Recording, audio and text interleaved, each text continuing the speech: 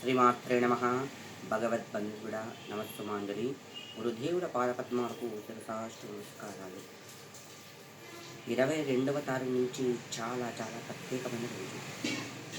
ఎందుకంటే ఇంకా కామాఖ్య అమ్మవారు ఉత్సవాలు జరుగుతూ ఉంటాయి, అంబవాచి మేర జరుగుతూ ఉంటుంది. మనం కూడా అతీతమైన శక్తులు సిద్ధించాలి అని కనుక అన్ని విధాలుగా ఆ అమ్మ కరుణా కటాక్షాలు సిద్ధించాలంటే కనుక గృహం నందు పరిహారం ఆచరించవచ్చు. ఎలా చేసుకుంటే కనుక అతీతమైన శక్తులు కానీ గృహంలో ధనానికి ధాన్యాన్ని అమ్మవారి అనుగ్రహానికి పాత్రలు అవుతూ ఉంటారు. ఎన్ని ఉన్నా ఒకెత్తు, ఆ అమ్మ అనుగ్రహం ఉంటే మనకు ఒకెత్తు. కామాఖ్య వెళ్ళడం ఇంకా ప్రత్యేకమైంది. లేకున్నా ఎలా చేసుకోవాలి అంటే కనుక ఎలా చేసే మంచిది కనుక 21వ తారీఖు మధ్యరాత్రి 12 గంటలకి అమ్మవారికి అఖండ జ్యోతి వెలిగించాలి. అమ్మవారి చిత్రపటం పెట్టండి. లేని పక్షంలో చిత్రపటం పెట్టిన కనుక ఆ అమ్మవారిని స్మరించి మీ ఉన్న అమ్మవారి చిత్రపటం దగ్గరనే అఖండ జ్యోతి పెట్టండి.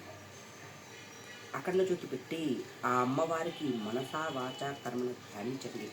21వ తారీఖు అర్ధరాత్రి 12 గంటల నుంచి 25వ తారీఖు రాత్రి కాలం వరకు దీపం ఉండేది చూసుకోండి. 21వ తారీఖు నుంచి దేవాలయం బంద్ చేస్తారనమాట కామాఖ్యలో. 25వ తారీఖు నుంచి దర్శనాలు జరుగుతూ ఉంటాయి. ఈ అంబవాచి మేళ అనేది నెల రోజుల పాటు జరుగుతుంది అన్నమాట. సకల దేవతలు కూడా ఆ అమ్మవారిని 21వ తారీఖు అర్ధరాత్రి కూడా వచ్చి ఆ అమ్మవారిని పూజించి అర్చించి వెళ్తూ ఉంటారు. అవకాశం ఉంటే కనుక దిల్ షేప్లో ఉన్న ప్రమిదం తీసుకోండి. యోని స్థానంలో ఉన్న ప్రమిదం తీసుకోండి. ఇంకా మామూలుగా ప్రమిద తీసుకొని కొద్దిగా పిండి కానీ ఏమైనా పెట్టండి. లేని పక్షంలో మామూలు అలా పెడితే అక్కడి నుంచి పెట్టవచ్చు.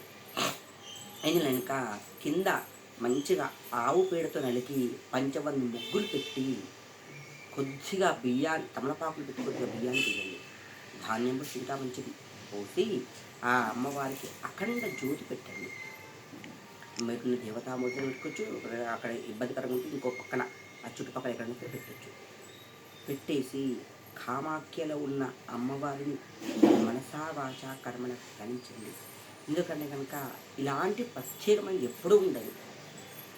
మళ్ళీ 25వ తారీఖు నుంచి నెల రోజుల పాటు అమ్మవారి దర్శనాలు జరుగుతూ ఉంటాయి. ఈ 3 రోజులు మాత్రం మొత్తం కంప్లీట్ దేవాలయం బంద్ చేస్తారు. ఏ అర్చకులు కానీ ఎవ్వరు వెళ్ళరన్నమాట.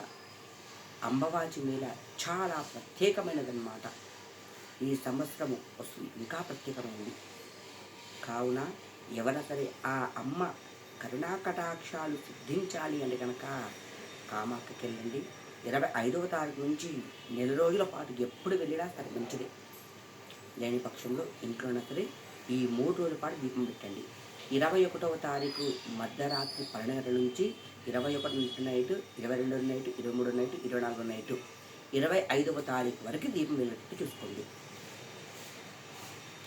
ఆ జగదాంబిక జగన్మాత కరుణా కటాక్షాలు ఇలాంటి సందర్భాలు వెలిగిస్తే కనుక చాలా ప్రత్యేకమైంది. 25వ తారీఖు అమావాస్య ఉంది. ఆ రోజు నైట్ వరకు వెలిగిస్తే ఇంకా మంచిది, వెలుగుతూ ఉంటుంది దీపం. 25వ తారీఖు వరకు ఖచ్చితంగా వెలిగించే ప్రయత్నం చేయండి. అందరూ కూడా మనసా వాచా కర్మ ధ్యానించండి.